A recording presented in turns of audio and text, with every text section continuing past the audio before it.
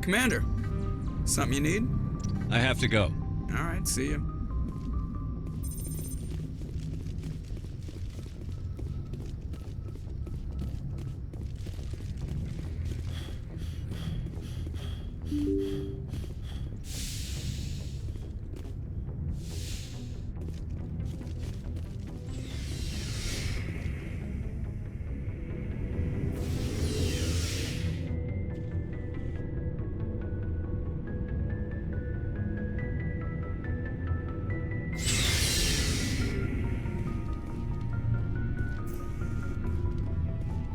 Thanks for bringing me on board, Commander. I knew working with the Spectre would be better than life at CSEC. Have you worked with a Spectre before? Well, no, but I know what they're like. Spectres make their own rules. You're free to handle things your way. At CSEC, you're buried by rules. The damn bureaucrats are always on your back. For the most part, the rules are there for a reason. Maybe. But sometimes it feels like the rules are only there to stop me from doing my work. If I'm trying to take down a suspect, it shouldn't matter how I do it, as long as I do it. But CSEC wants it done their way. Protocol and procedure come first. That's why I left. So you just quit because you didn't like the way they do things? There's more to it than that. It didn't start out bad, but as I rose in ranks, I got saddled with more and more red tape. CSEC's handling of Saren was typical. I just couldn't take it anymore. I hate leaving. I hope you made the right choice. I'd hate for you to regret it later. Well, that's sort of why I teamed up with you.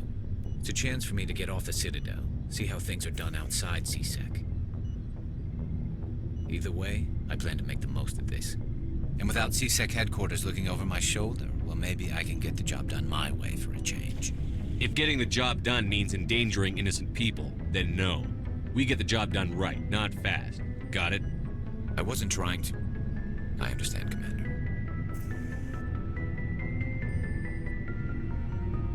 Commander, good to see you.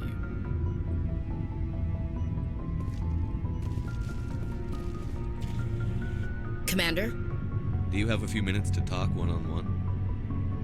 I'm sorry, Commander. I need to get my duties squared away. I wouldn't mind talking more later, though. What's your opinion on the last mission?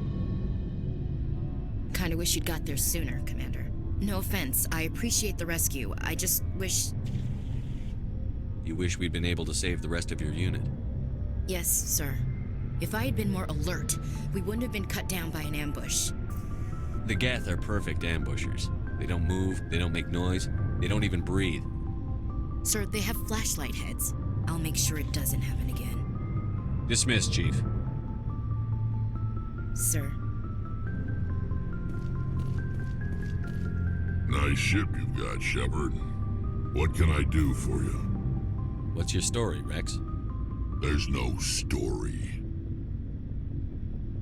Go ask the Quarian if you want stories. You Krogan lived for centuries. Don't tell me you haven't had a few interesting adventures. Well, there was this one time the Turians almost wiped out our entire race. That was fun. I heard about that. You know, they almost did the same to us. It's not the same. It seems pretty much the same to me. So your people were infected with a genetic mutation?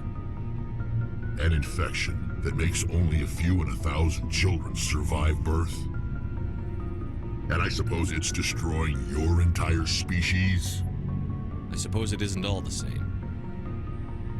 I don't expect you to understand, but don't compare humanity's fate with the Krogan. I was just making conversation. I wasn't trying to upset you. Your ignorance doesn't upset me, Shepard. As for the Krogan, I gave up on them long ago.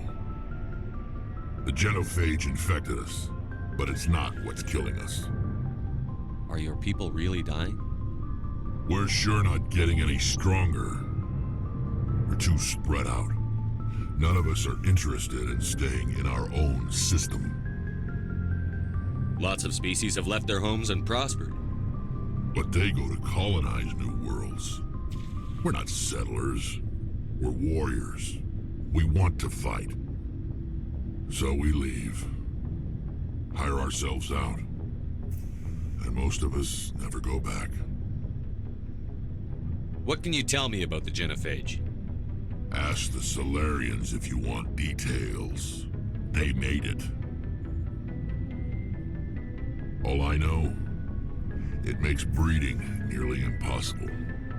Thousands die in stillbirth, and most never get that far. Every Krogan is infected, every one. And no one's rushing to find a cure. Why don't the Krogan try to find a cure? When was the last time you saw a Krogan scientist? You ask a Krogan, would he rather find a cure for the genophage or fight for credits? He'll choose fighting every time. It's just who we are, Shepard. I can't change that. Nobody can. So long, Rex. Shepard.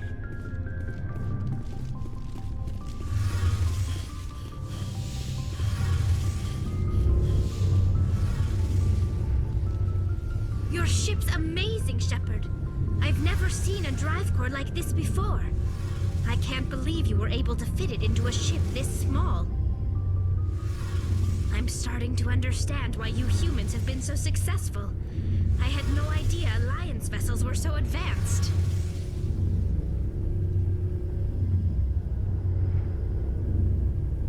The Normandy's a prototype. Cutting-edge technology. A month ago, I was patching a makeshift fuel line into a converted tug ship in the flotilla. Now, I'm sitting on board one of the most advanced vessels in Citadel space. I have to thank you again for bringing me along. Traveling on a vessel like this is a dream come true for me. I had no idea you found ship technology so interesting. It comes with being a Quarian. The migrant fleet is the key to the survival of my people. Ships are our most valuable resource. But we don't have anything like this. We make do with cast-offs and second-hand equipment.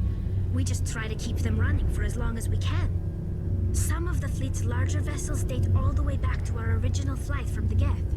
I can't believe your fleet's still using ships that are 3 centuries old. They're constantly being repaired, modified, and refitted. They aren't pretty, but they work. Mostly. We've tried to make ourselves as independent as possible on the flotilla, grow our own food, mine, and process our own fuel. But some things we just can't make on our own. A patch to maintain the hull integrity requires raw materials we just don't have. That's why our pilgrimages are so important. Tell me about your people. Our lives aren't easy.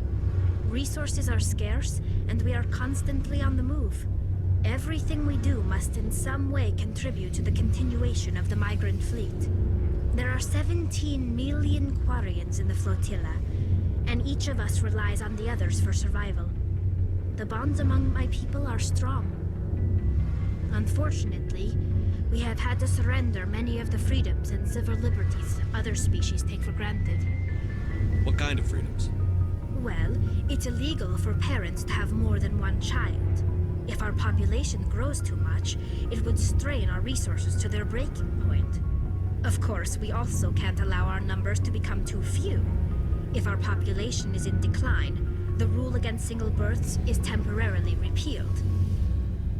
In extreme cases of population decline, incentives are even offered to encourage multiple births, though the Conclave hasn't had to take such measures in nearly a century. That's your government. The Conclave is our civilian branch of government. Each ship can elect a representative to serve on the Conclave and make decisions that affect the fleet as a whole. On matters that affect an individual ship, however, the captain has the final say. It's a tradition that dates back to the early days, when the fleet was governed by martial law. Fortunately, most captains nowadays are smart enough to have an elected council from their crew to give them advice and guidance. So the ultimate power rests with elected officials. In practice, the Conclave and the respective council for each ship tend to set the rules that govern our daily lives. But in theory, we are still under military jurisdiction.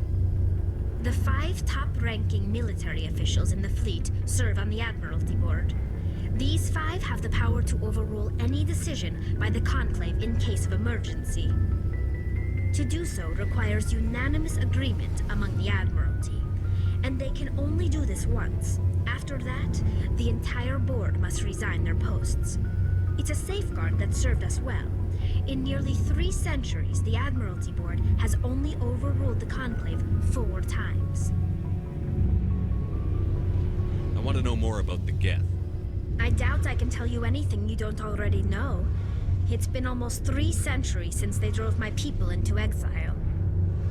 All I know is the story of their origins. What they were when we created them, and how they turned on us. Interesting. The Geth were originally created to serve as an automated manual labor force. Initially, their intelligence was as limited as any VI. Over time, we made small modifications to their programming to allow them to perform more varied and complex tasks, bringing them closer and closer to true AI status. How come the Council didn't step in and stop you? This wasn't true AI research. We may have been skirting the bounds of the law, but we never did anything that was actually illegal. The changes were so insignificant, so gradual, that we were able to control them. Or so we thought. But one thing we underestimated was the power of the neural network. A million Geth thinking simultaneously created an inherently unstable matrix. So, the Geth share brain power? Many of the Geth's logic systems were designed to work in concert with other nearby Geth. Basically, the more of them you have in a group, the smarter they are. So there's some sort of group consciousness? No, nothing like that. They cannot share sensory data or information. Their programming cannot handle that much simultaneous input. Each Geth maintains an individual awareness and identity. The neural network only operates on a process-based level. It's basically the synthetic equivalent of a subconscious.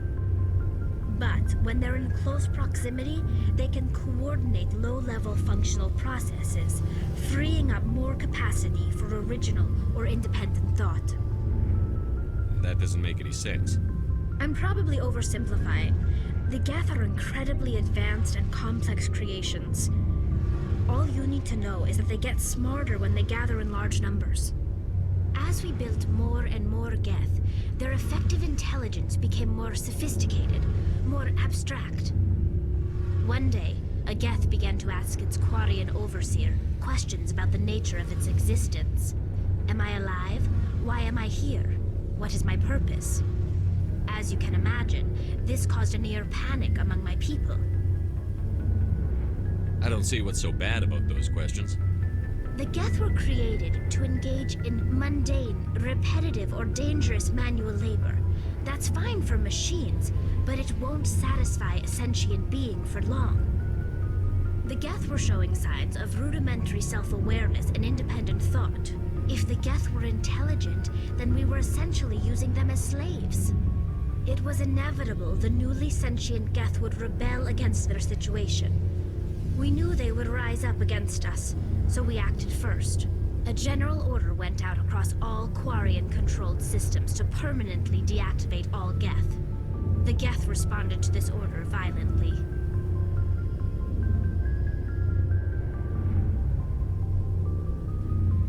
You can't blame them for fighting for their survival. We had no other choice. The Geth were already on the verge of revolution. By acting quickly, we had a chance to end the war before it began. The hope was that most of the Geth would still be little more than machines, incapable of organized resistance. But they had progressed much further than anyone anticipated. The war was long and bloody. Millions upon millions of Quarians died at their hands. In the end, we were forced to flee our own homeworld. We feared the Geth would pursue us, but they never came beyond the Veil. Now we drift through space, exiled, searching for a way to reclaim what was once ours. It's hard to feel sorry for you. Your ancestors tried to wipe out another species.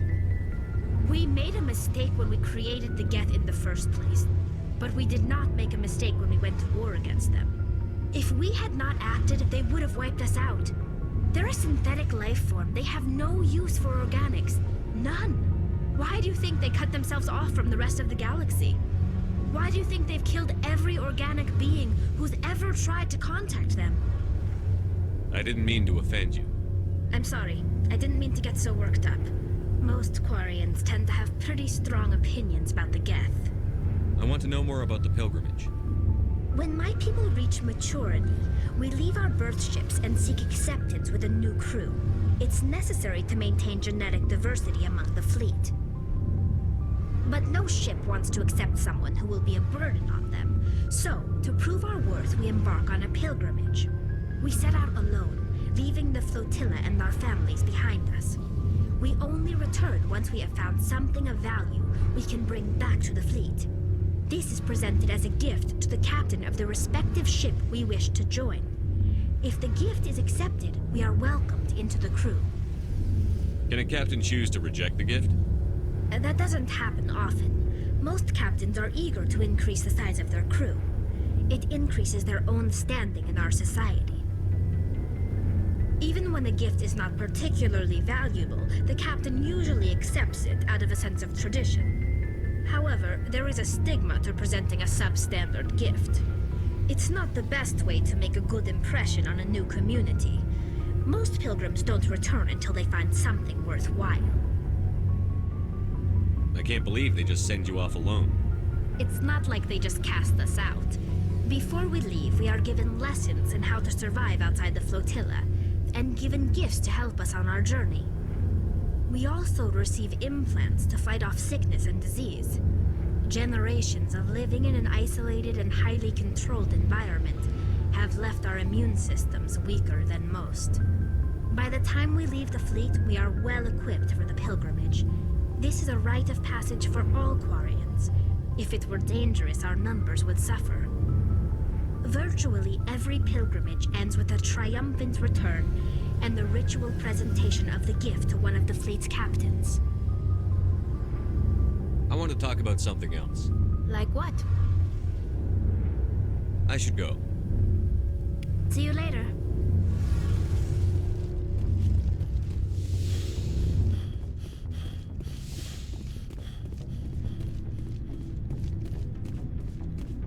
Commander, how are you? Hey, Commander. Looking for some extra supplies before you head out? What have you got?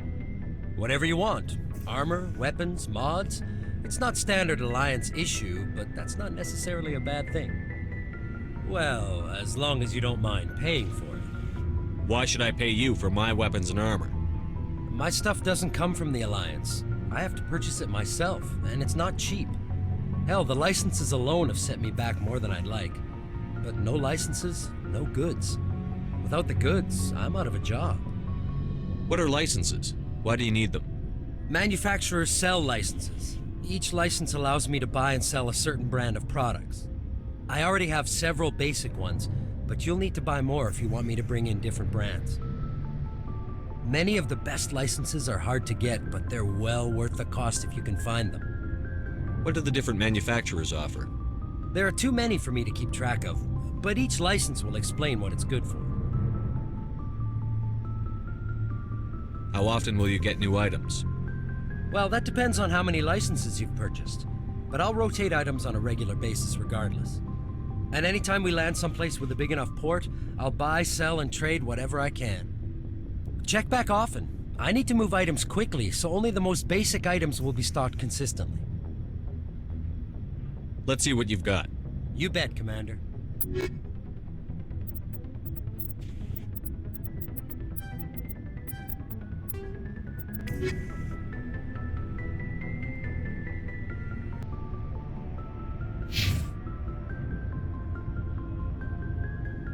Looking for supplies?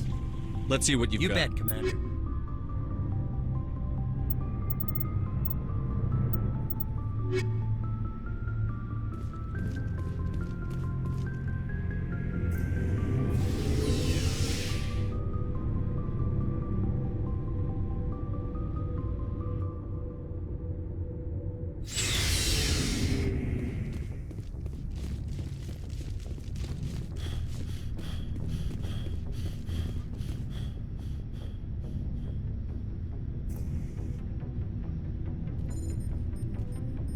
Anything you need, Commander? Just trying to get a sense of where the crew's at. Thoughts? I've wasted enough of your time for now, Commander. We'll have time for personal debriefings later. What's your opinion on the last mission? I don't see how we could have done things any better. At least not without getting to Eden Prime sooner. And we were on the scene faster than any other Alliance ship could have been. We'll talk another time, Lieutenant. Commander?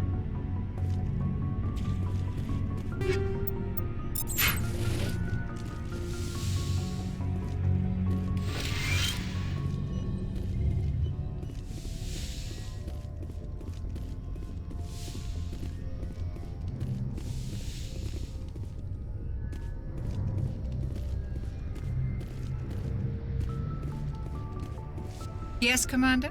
Is there something you need? How did you end up serving on an Alliance ship? I enlisted right out of med school. Earth always seemed boring to me. Too safe, too secure. I figured the colonies were teeming with exotic adventure. I wanted to travel the stars, tending the wounds of tough soldiers with piercing eyes and sensitive souls. Turns out military life isn't quite as romantic as I'd imagined. But humanity needs the Alliance if we want to keep expanding through the Traverse, and the Alliance always needs good doctors. So I stayed on to do my part. Ever think you made the wrong choice? Sometimes I think about opening a private practice back on Earth, or maybe taking a position at one of the new med centers out in the colonies. But there's something special about working on soldiers. If I left the Alliance now, I'd feel like I was abandoning them. I should go. Goodbye, Commander.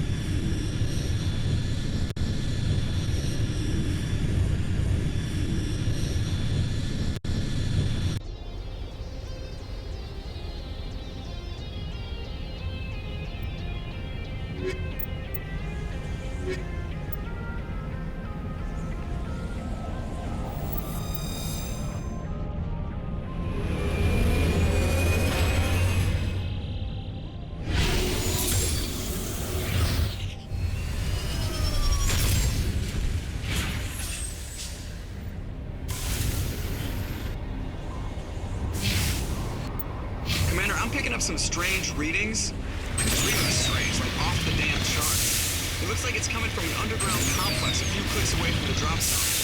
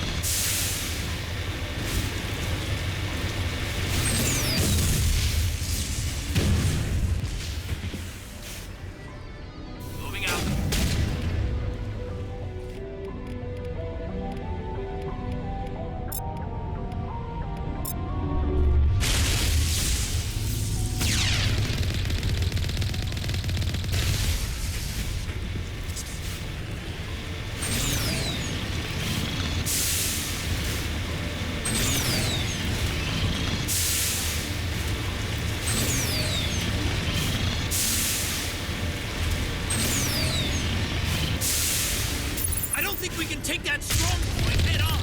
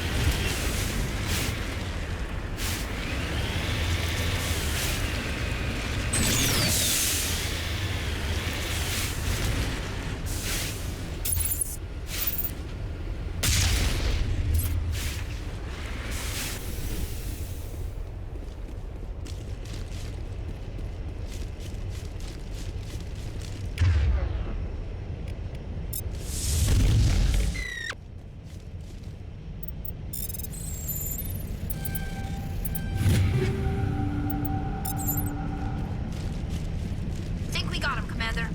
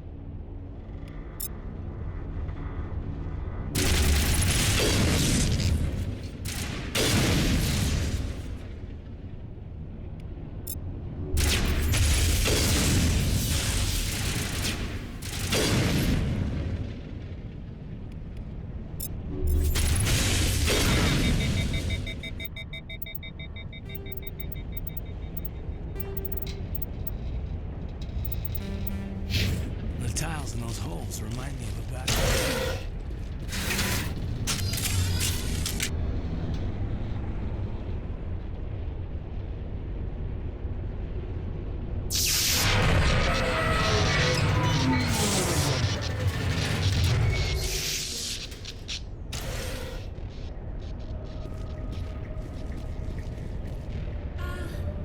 Hello?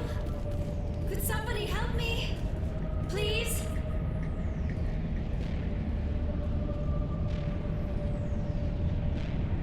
Can you hear me out there? I'm trapped. I need help. Are you okay? What happened to you? Listen, this thing I'm in is a Prothean security device. I cannot move, so I need you to get me out of it, all right? Your mother is working with Saren. Whose side are you on? What? I am not on anybody's side. I may be Benezia's daughter, but I'm nothing like her. I have not spoken to her in years. Please, just get me out of here. How'd you end up in there? I was exploring the ruins when the Geth showed up, so I hid in here. Can you believe that? Geth beyond the veil! I activated the tower's defenses. I knew the barrier curtains would keep them out. When I turned it on, I must have hit something I wasn't supposed to. I was trapped in here. You must get me out, please! We'll find some way to help you. There is a control in here that should deactivate this thing.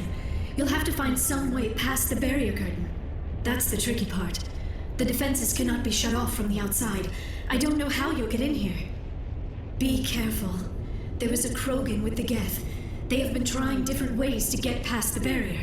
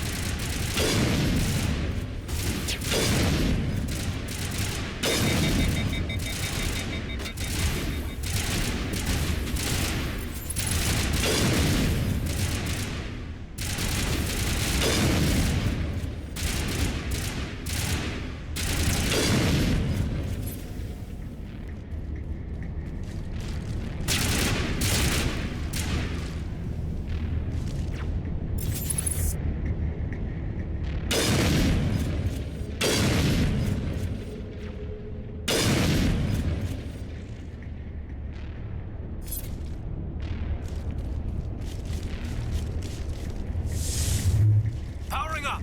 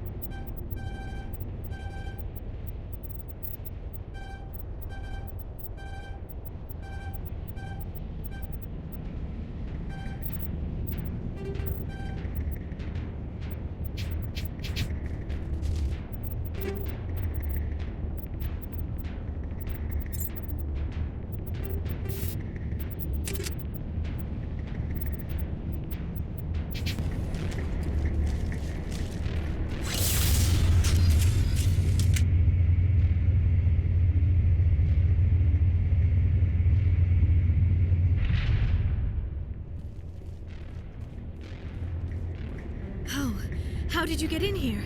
I didn't think there was any way past the barrier. We have to get you out of here before more Geth arrive.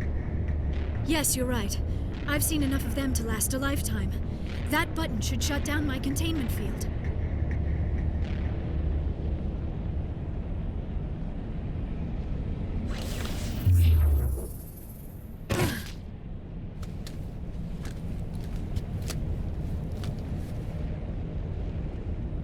Any idea how we get out of this place? There is an elevator back in the center of the tower. At least I think it's an elevator. It should take us out of here. Come on! I still cannot believe all this. Why would the Geth come after me? Do you think Benezia's involved? Saren's looking for the conduit. You're a Prothean expert. He probably wants you to help him find it. The conduit, but I don't know. What the hell was that? These ruins are not stable. That mining laser must have triggered a seismic event. We have to hurry. The whole place is caving in. Joker, get the Normandy airborne and lock in on my signal. On the double, mister. Aye, aye, Commander. Secure and away. ETA 8 minutes. He needs to move faster.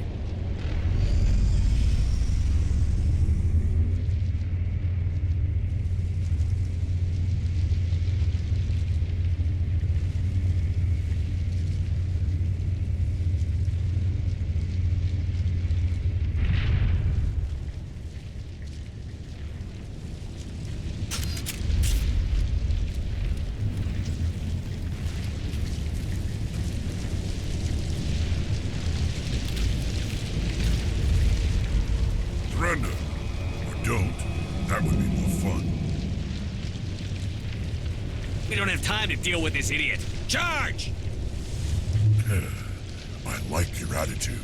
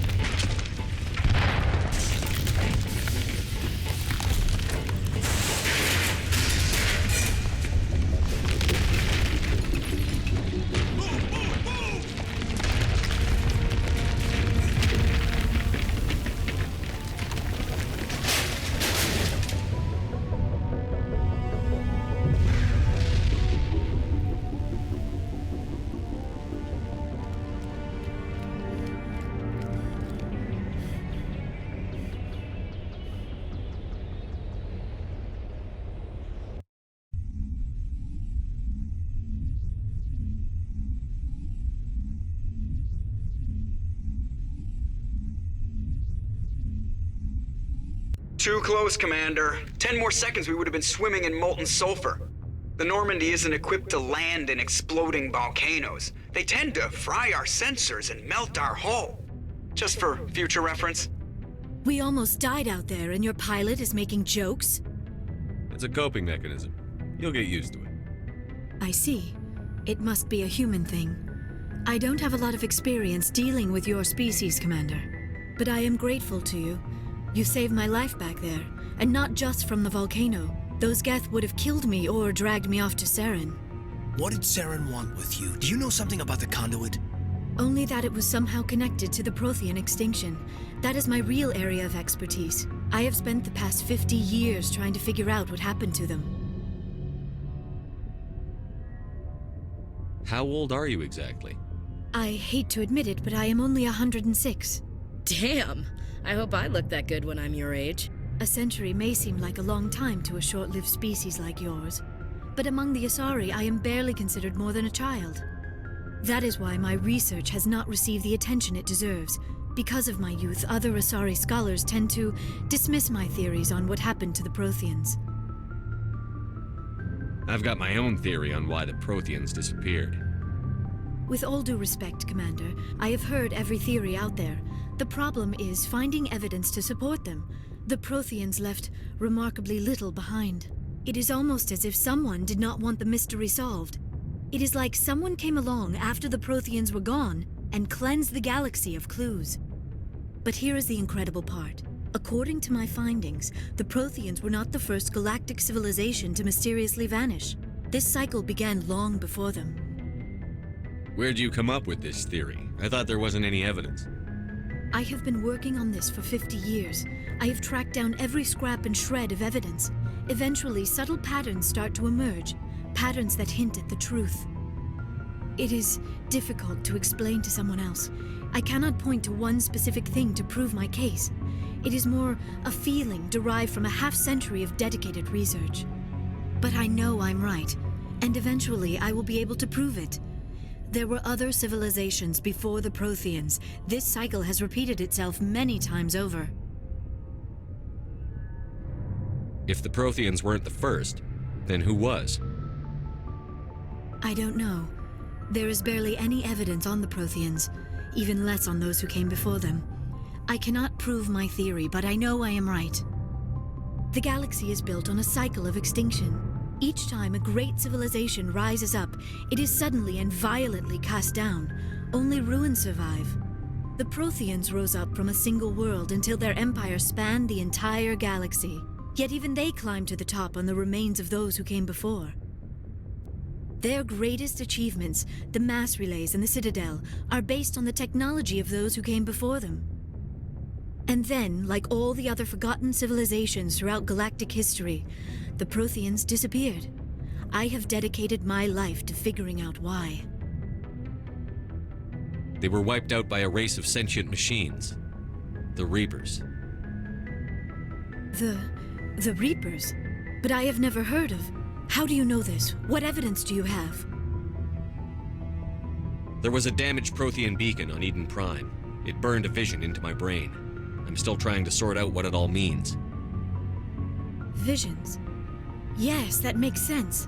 The beacons were designed to transmit information directly into the mind of the user. Finding one that still works is extremely rare. No wonder the Geth attacked Eden Prime. The chance to acquire a working beacon, even a badly damaged one, is worth almost any risk. But the beacons were only programmed to interact with Prothean physiology. Whatever information you received would have been confused, unclear. I am amazed you were able to make sense of it at all. A lesser mind would have been utterly destroyed by the process. You must be remarkably strong-willed, Commander. Okay, this isn't helping us find Saren or the conduit. Of course, you are right. I am sorry, my scientific curiosity got the better of me. Unfortunately, I do not have any information that could help you find the conduit, or Saren. I don't know why Saren wanted you out of the picture, but I think we'll be a lot better off if we bring you along. Thank you, Commander. Saren might come after me again. I cannot think of anywhere safer than here on your ship. And my knowledge of the Protheans might be useful later on. And her biotics will come in handy when the fighting starts. Good to have you on the team, Liara. Thank you, Commander. I am very grateful. Oh, I am afraid I am feeling a bit lightheaded. When was the last time you ate or slept? Dr. Chakwa should take a look at you. It is probably just mental exhaustion, coupled with the shock of discovering the Prothean's true fate. I need some time to process all this. Still, it could not hurt to be examined by a medical professional. It will give me the chance to think things over. Are we finished here, Commander? We can talk again after you've seen the doctor. The rest of you, dismissed. Mission reports are filed, Commander. You want me to patch you through to the Council? Patch him through, Joker. Setting up the link now, Commander.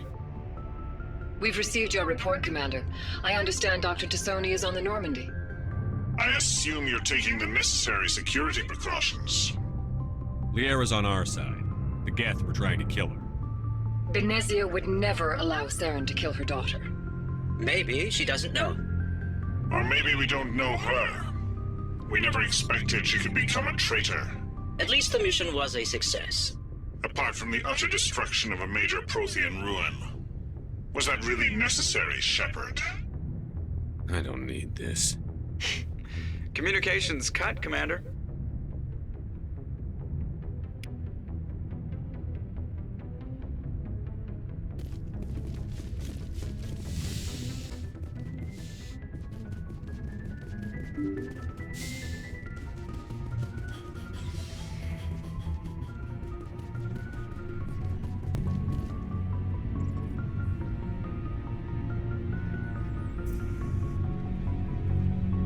Anything you need, Commander?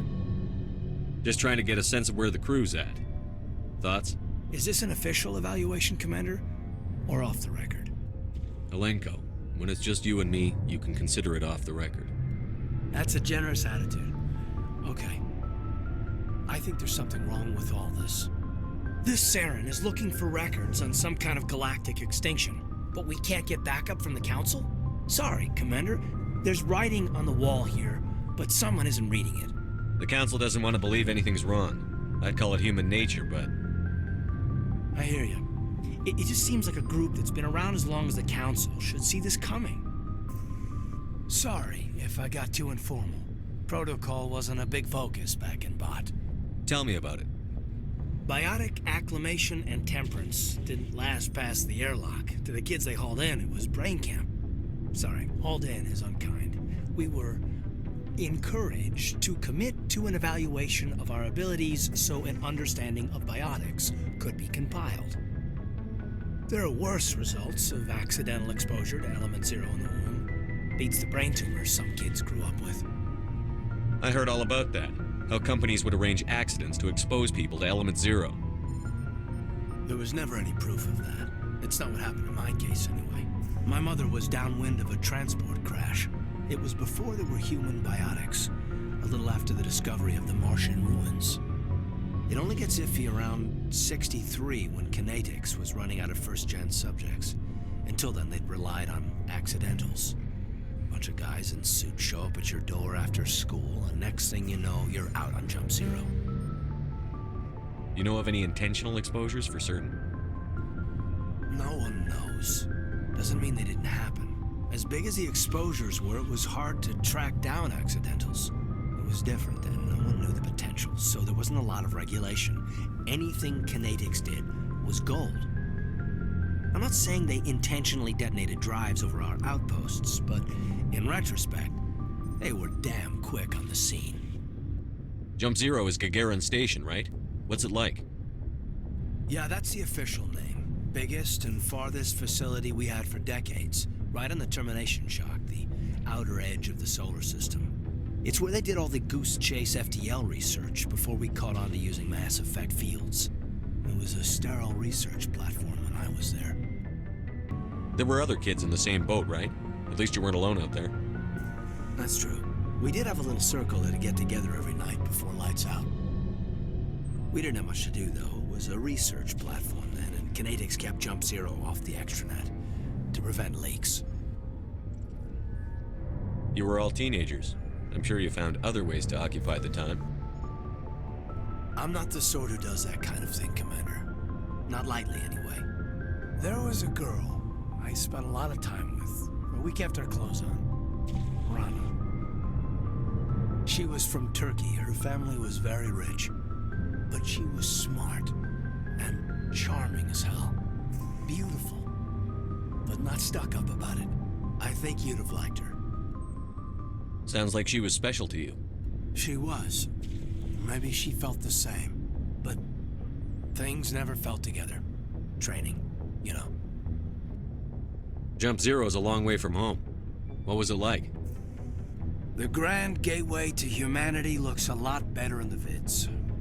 But that's my own baggage, Commander. No bearing on this. Alenko, there's no regulation that says you can't be friends with your commander. I appreciate that, Commander. I just don't want you to think that I'm a whiner.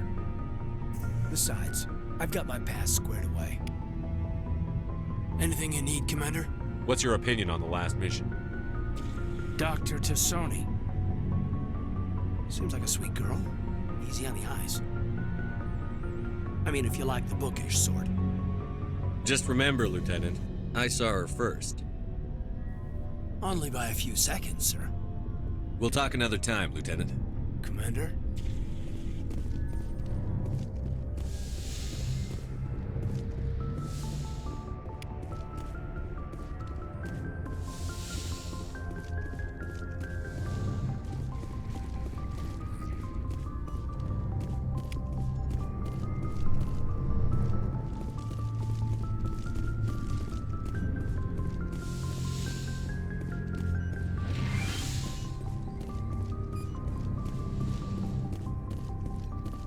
Yes, Commander?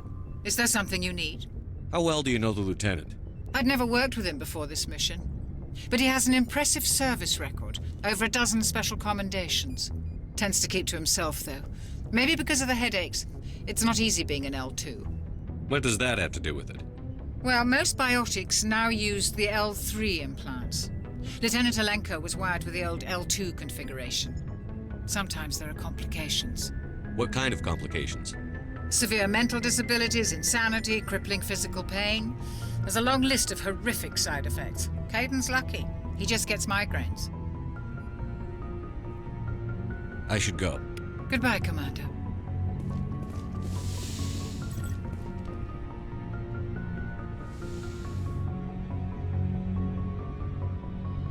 Commander, are you coming to check up on me? You look much better. How are you feeling? Dr. Chakwas assures me I am going to be fine. I was impressed with her knowledge of Asari physiology. You're in good hands. Dr. Chakwas knows what she's doing. I never properly thanked you for saving me from the Geth, Commander. If you hadn't shown up...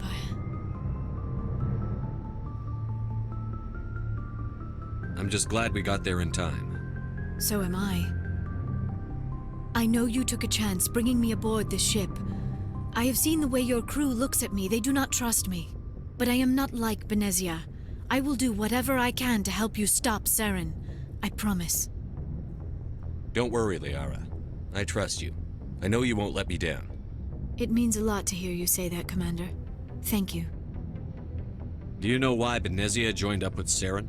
I don't understand it.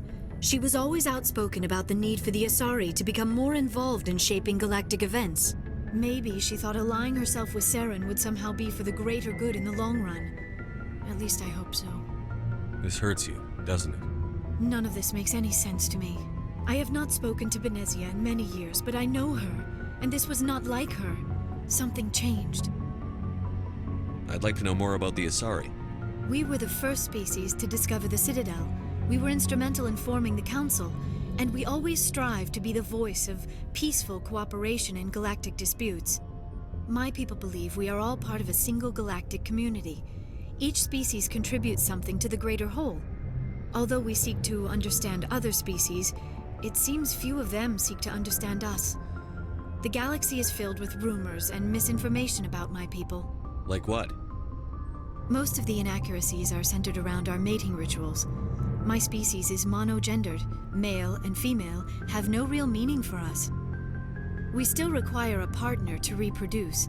This second parent, however, may be of any species and any gender. I don't understand. Your species can mate with anyone? Mating is not quite the proper term, not as you understand it. Physical contact may or may not be involved, but it is not an essential element of the union. The true connection is mental. Our physiology allows us to meld with other beings. We can touch the very depths of their minds. We explore the genetic memory of their species. We share the most basic elements of their individual and racial identities. We then pass these traits on to our daughters. It is how we learn to grow as a species and how we develop a greater understanding of other races. What happens to your partner after the union? Every relationship is different. Some unions are a single encounter with both parents parting ways afterwards. Others can be more long-term. Sometimes an Asari and her partner will stay together for many decades. Do you know who Matriarch Benezia chose as her partner? She rarely spoke of her partner. Though I know my father, if you want to use that term, was another Asari. I thought you always needed another species to serve as one of the parents. Think about it, Shepard. If we were not able to mate with our own species, we would have died out long before we ever mastered spaceflight and left our homeworld. Union with our own kind is no longer common, not for the purposes of reproduction. Most Asari believe it weakens our species. Asari daughters inherit racial traits from the father species. If both parents are Asari, then nothing has been gained, or so conventional wisdom would hold. I am what is sometimes called a pureblood. Though no Asari would ever be cruel enough to say the word to my face, it is a great insult among my people. It is possible Benezia's partner was embarrassed by their union. She may have been too ashamed to publicly acknowledge me as her offspring. Maybe she wanted to meet you but couldn't. Something could have happened to her. Maybe she passed away. You might be right. I hope you are. But I have no way to know for sure. Benezia never spoke of her partner. Whatever happened, it caused her too much pain to dwell on it. She raised me by herself, though that is not uncommon. Many Asari raise their children alone, particularly if the father species is short-lived. Often the partner will pass on long before the child reaches maturity. You Asari live for 1,000 years. What happens when your partner dies? Few sapient species live as long as my kind. We have learned to take a philosophical approach to our unions. We do not focus on the inevitable loss of our partners. Instead, we enjoy the time we spend with them. And even after they're gone, a part of them lives on in us. The union is a connection that transcends both time and space. I should go. Goodbye, Commander.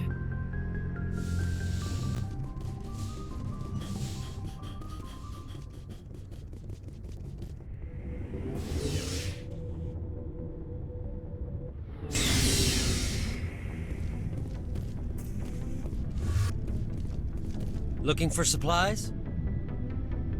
Let's see what you've got. You bet, Commander.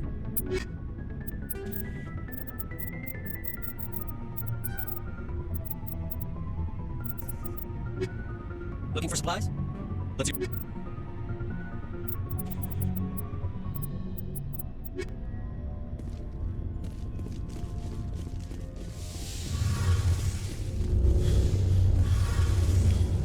Hey, Commander, you know that Quarian, Tally? She's been spending all her time down here asking me about our engines.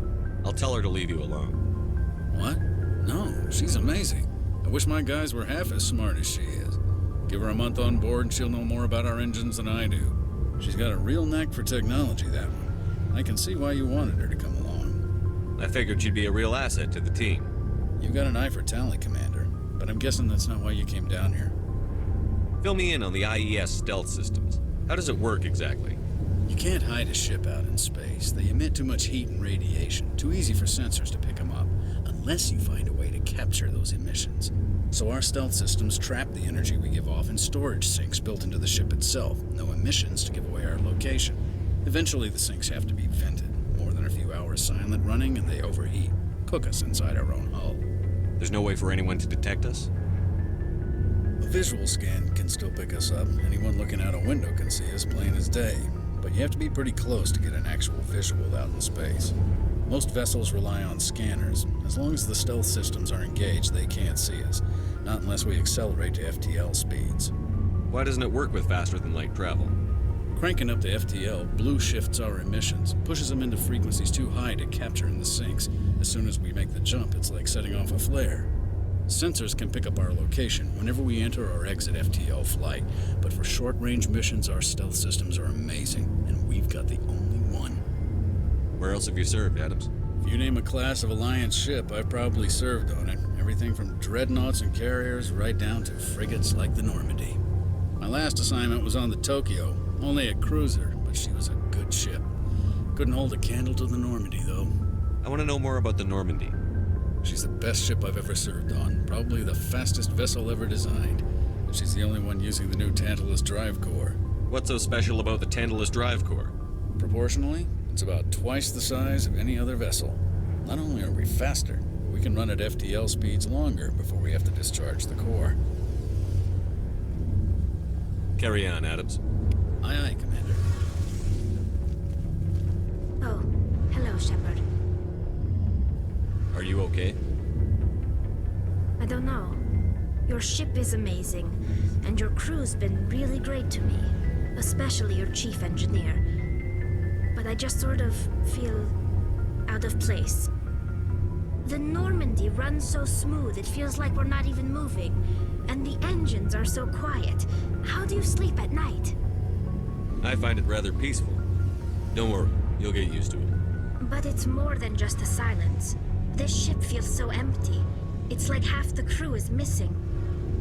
Back home, I couldn't wait to go on my pilgrimage. I couldn't wait to get away from the crowds.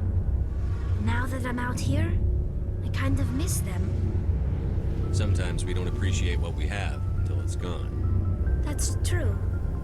I'm starting to wonder if that's what the pilgrimage is really about. It's given me a whole new perspective on my people and our culture. You know, there's always a few who go on their pilgrimages and never return. I always assumed something bad happened to them, but maybe they just wanted a different life. You do plan to return to the migrant fleet, right? I could never abandon my people, Shepard. I will go back eventually, but we have to stop Saren first. Otherwise, I might not have a home to go back to. Tell me about your people. Our lives aren't easy. Resources are scarce, and we are constantly on the move. Everything we do must in some way contribute to the continuation of the migrant fleet. There are 17 million Quarians in the flotilla, and each of us relies on the others for survival. The bonds among my people are strong. Unfortunately, we have had to surrender many of the freedoms and civil liberties other species take for granted. What kind of freedoms? Well, it's illegal for parents to have more than one child. If our population grows too much, it would strain our resources to their breaking point. Of course, we also can't allow our numbers to become too few. If our population is in decline, the rule against single births is temporarily repealed. In extreme cases of population decline, incentives are even offered to encourage multiple births, though the Conclave hasn't had to take such measures in nearly a century. That's your government. The Conclave is our civilian branch of government. Each ship can elect a representative to serve on the Conclave and make decisions that affect the fleet as a whole. On matters that affect an individual ship, however, the captain has the final say. It's a tradition that dates back to the early days, when the fleet was governed by martial law. Fortunately, most captains nowadays are smart enough to have an elected council from their crew to give them advice and guidance. So the ultimate power rests with elected officials. In practice, the Conclave and the respective council for each ship tend to set the rules that govern our daily lives. But in theory, we are still under military jurisdiction. The 5 top-ranking military officials in the fleet serve on the Admiralty Board. These 5 have the power to overrule any decision by the Conclave in case of emergency. To do so requires unanimous agreement among the Admiralty, and they can only do this once. After that, the entire board must resign their posts. It's a safeguard that served us well. In nearly 3 centuries, the Admiralty Board has only overruled the Conclave 4 times. I want to know more about the pilgrimage. When my people reach maturity, but no, this is presented as a gift. Like what? I want to know more about the Geth. I doubt I can tell you anything you don't already know. It's been almost 3 centuries since they drove my people into exile. All I know is the story of their origins, what they were when we created them, and how they turned on us. Interesting. The Geth were originally created to serve as an automated manual labor force. Initially, their intelligence was as limited as any VI. Over time, we made small modifications to their programming to allow them to perform more varied and complex tasks, bringing them closer and closer to true AI status. You had to know it would blow up in your face. The changes were so insignificant, so gradual, that we were able to control them. Or so we thought. But one thing we underestimated was the power of the neural network. 1 million Geth thinking simultaneously created an inherently unstable matrix. So, the Geth share brain power? Many of the Geth's logic systems were designed to work in concert with other nearby Geth. Basically, the more of them you have in a group, the smarter they are. So there's some sort of group consciousness? No, nothing like that. They cannot share sensory data or information. Their programming cannot handle that much simultaneous input. Each Geth maintains an individual awareness and identity. The neural network only operates on a process-based level. It's basically the synthetic equivalent of a subconscious. But when they're in close proximity, they can coordinate low-level functional processes, freeing up more capacity for original or independent thought. That doesn't make any sense. I'm probably oversimplifying. The Geth are incredibly advanced and complex creations. All you need to know is that they get smarter when they gather in large numbers. As we built more and more Geth, their effective intelligence became more sophisticated, more abstract. One day, a Geth began to ask its Quarian overseer questions about the nature of its existence. Am I alive? Why am I here? What is my purpose? As you can imagine, this caused a near panic among my people. I don't see what's so bad about those questions. The Geth were created to engage in mundane, repetitive, or dangerous manual labor. That's fine for machines, but it won't satisfy a sentient being for long. The Geth were showing signs of rudimentary self-awareness and independent thought. If the Geth were intelligent, then we were essentially using them as slaves. It was inevitable the newly sentient Geth would rebel against their situation. We knew they would rise up against us, so we acted first. A general order went out across all Quarian-controlled systems to permanently deactivate all Geth. The Geth responded to this order violently. You can't blame them for fighting for their survival. We had no other choice. The Geth were already on the verge of revolution. By acting quickly, we had a chance to end the war before it began. The hope was that most of the Geth would still be little more than machines, incapable of organized resistance. But they had progressed much further than anyone anticipated. The war was long and bloody. Millions upon millions of Quarians died at their hands. In the end, we were forced to flee our own homeworld.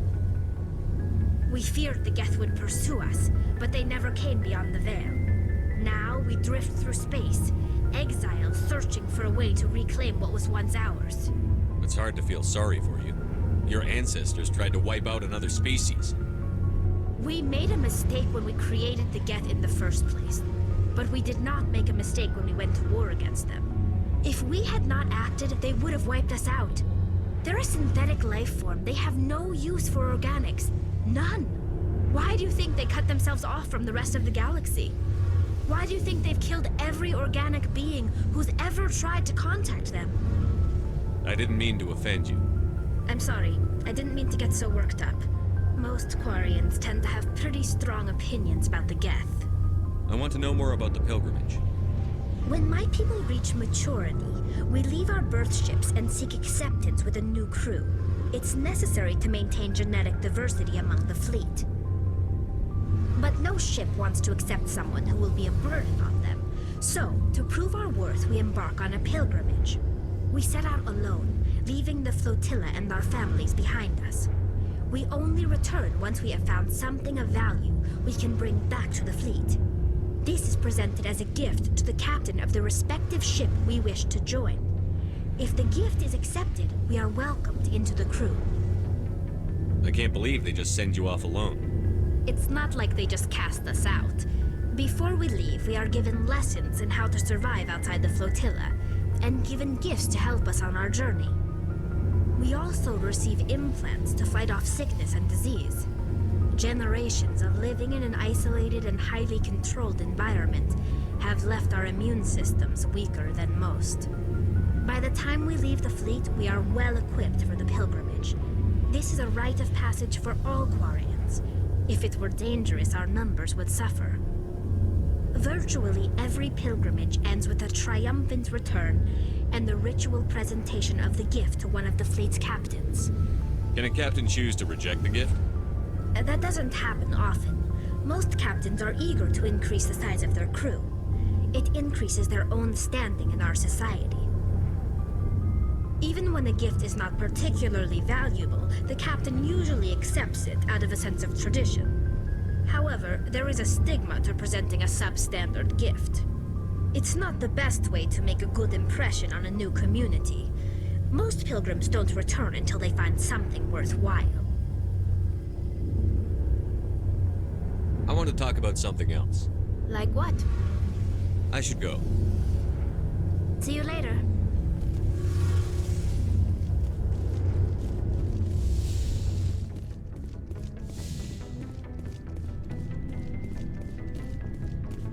So, we've got Saren on the run. It won't be long now. Saren's good, but I'm better. Good.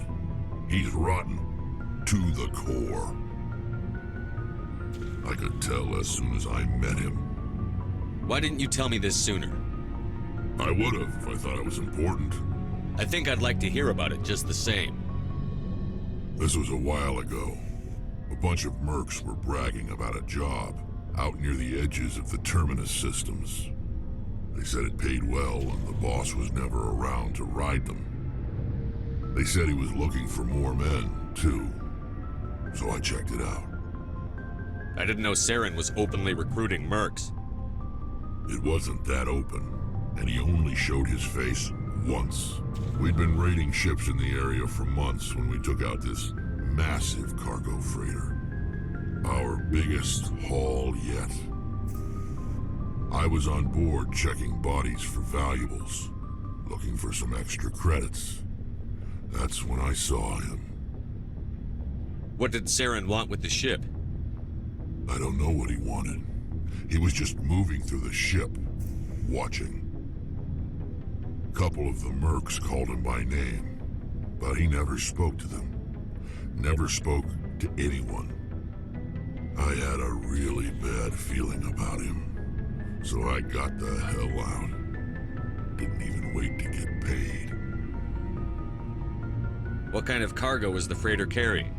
What was Saren after? I don't know. All I saw on that ship was food and medical supplies.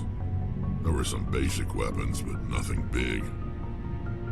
If there was anything of value on that ship, I didn't see it. That's why I didn't mention it sooner. Whose ship was it? It was a Volus trading vessel. Big one. Lots of guards. But they were no match for us. That's the only time you saw him? Yeah. Didn't even know who he was. Still wouldn't if I hadn't joined up with you. But my instincts were right. Every other merc on that mission turned up dead within a week. Every damn one. So long, Rex. Shepard. Commander, you have a minute to talk? I keep an open door policy. If you have any concerns, lay them on me. All right. I know things are different aboard the Normandy, but I'm I'm concerned about the aliens, Vicarian and Rex. With all due respect, Commander, should they have full access to the ship? They may not serve the Alliance, Chief, but they're allies. At least as far as Saren goes. This is the most advanced ship in the Alliance Navy. I don't think we should give them free rein to poke around the vital systems. Engines, sensors, weapons. You don't trust the Alliance's allies? I'm not sure I'd call the Council races allies. We, humanity, have to learn to rely on ourselves. Standing up for ourselves doesn't mean standing alone. I don't think we should turn down allies. I just think we shouldn't bet everything on them staying allies. As noble as the Council members seem now, if their backs are against the wall, they'll abandon us. You've got a pessimistic view of the universe, Williams. A pessimist is what an optimist calls a realist. Look, if you're fighting a bear and the only way for you to survive is to sick your dog on it and run, you'll do it. As much as you love your dog, it isn't human. It's not racism, not really. Members of their species will always be more important to them than humans are. These seem like deeply held beliefs, Williams. What made you think this way? My family's defended the Alliance since it was founded. My father, grandfather, great-grandmother, they all picked up a rifle and swore the oath of service. I guess we just tend to think of Earth's interests as our own. It doesn't sound like you've worked with aliens before. No, sir. Mainly I've been groundside, part of the surface garrison forces. I did get a rotation at a space station for training. Every Marine a rifleman, every rifleman ZG certified. That's odd. Your record is spotless and your technical scores are exemplary. You should be serving with the fleet. Anyway, that's why I haven't served with many aliens, Commander. I come from a military family too. My parents were both Navy. Anybody in your family we might know? Couldn't say, Commander. We probably have a lot in common. You join up to carry on the tradition? Mainly I wanted to serve. Protect the Alliance, save lives, you know. Glad to hear it. I'd hate to think you were out here for a free college education. All right. I can see where your concerns are coming from, Williams. But this is a multilateral mission. You're going to have to work with aliens, like it or not. It won't be a problem, Commander. You say jump, I say how high. You tell me to kiss a Turian, I'll ask which cheek. Would you kiss anyone I ordered you to? That depends, sir. If you ordered me to kiss a superior officer, that would be a violation of the regs concerning fraternization. That would make it an illegal order. I'd be required to decline and relieve you of command. Sir. What's your opinion on the last mission? Not sure I buy Dr. Tassoni's story about her and her mom not talking. They're family, right? I think she's being straight with us. Or at least, I don't think she lies very often. Yeah, she's probably really bad at it. Too bad those ruins got destroyed. I mean, they lasted thousands of years. That's impressive. We'll talk later, Williams. Looking forward to it, sir.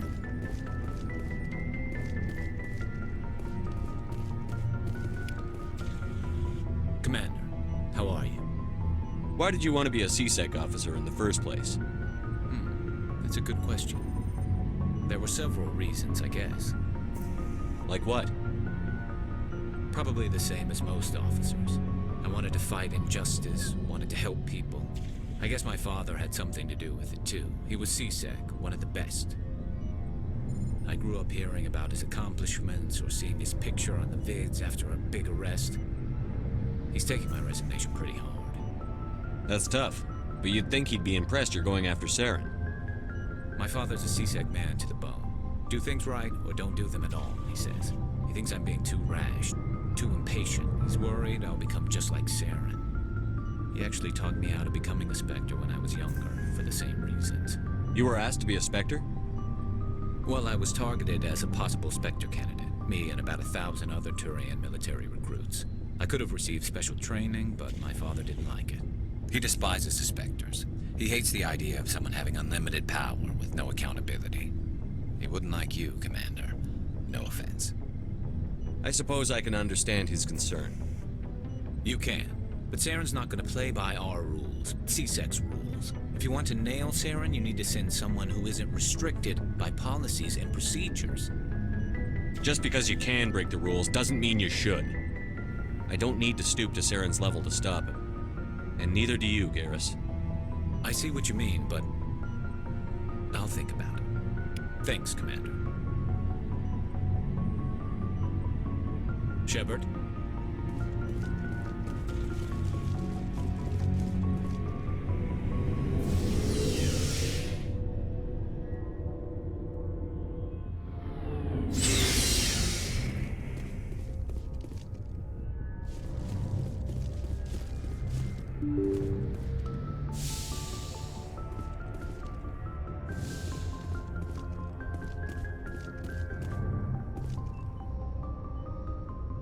If anyone has to take over for Captain Anderson, I'm glad it's you. I'm not sure about having non-humans on our ship, though. We're all on the same team here, Presley. With all due respect, sir, that's what they said about Nihilus. Look how that turned out.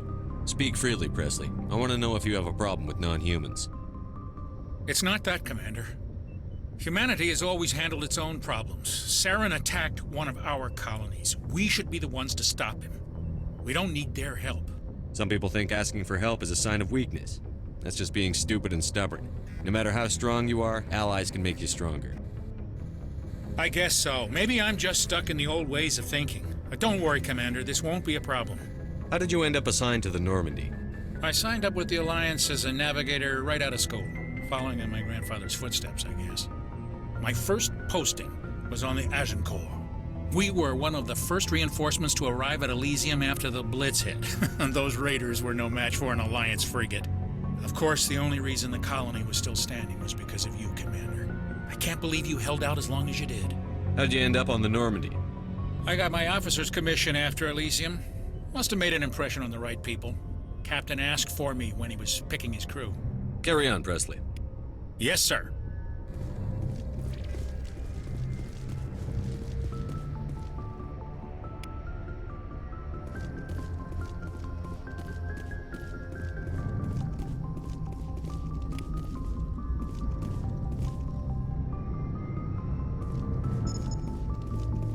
I prefer gold to silver, you know, for my medal. I figured you'd recommend me for one since I, pulled your boots out of the fire. If we present you with a medal, you'll end up sitting on stage listening to politicians make speeches for a couple of hours. Fun. That's a good point. They'd probably make me shave, too. I spent the last 7 weeks working on this baby. No medal's worth that. So, Commander, why don't you tell me why you're really here? How's the Normandy performing? Is she everything they said she'd be? She's the best ship in the fleet. If you've got a pilot who knows how to handle her. Balance isn't what you'd expect. Takes a while to get used to that oversized drive core we got stuffed in the back, and her power can sneak up on you if you're not careful. The Normandy's probably too much ship for your average Alliance pilot, Commander. Lucky for you, I'm anything but average. I like to know my crew. Mind if I ask you a few questions? I can see where this is going. You did a background check on me, didn't you? Well, I'll tell you the same thing I told the captain. You want me as your pilot. I'm not good. I'm not even great. I am the best damn helmsman in the Alliance fleet. Top of my class in flight school, I earned that. All those commendations in my file, I earned every single one. Those weren't given to me as charity for my disease. I'm sorry, Joker. I didn't even know you were sick. You mean you didn't know? Oh, crap. Okay, I've got Vrolik syndrome, brittle bone disease. The bones in my legs never develop properly. They're basically hollow, too much force and they'll shatter.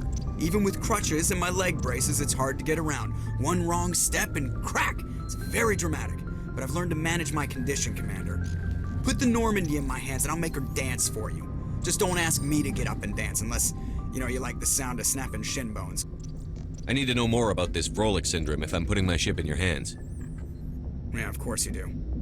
It's an extremely rare condition. Nobody knows exactly what causes it. Genetic, maybe.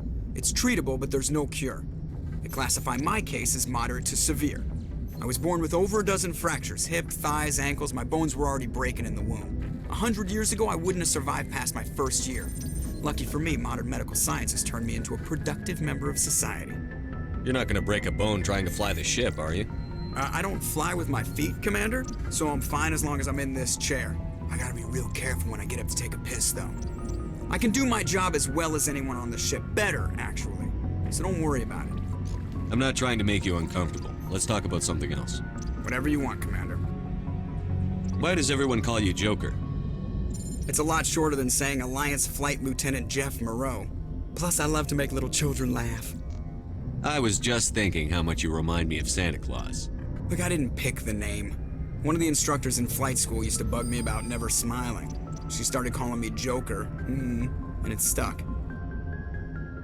Why didn't you ever smile? Hey, I worked my ass off in flight school, Commander. The world's not gonna hand you anything if you go around grinning like an idiot. By the end of the year, I was the best pilot in the academy, even better than the instructors, and everybody knew it. They'd all got their asses kicked by the sickly kid with the creaky little legs. One guess who was smiling at graduation? How's the Normandy performing? Is she everything they said she'd be? She's the best ship in the fleet, if you've got a pilot who knows how to handle her. Balance isn't what you'd expect. Takes a while to get used to that oversized drive core we got stuffed in the back, and her power can sneak up on you if you're not careful. The Normandy's probably too much ship for your average Alliance pilot, Commander. Lucky for you, I'm anything but average. I have to go. All right, see ya.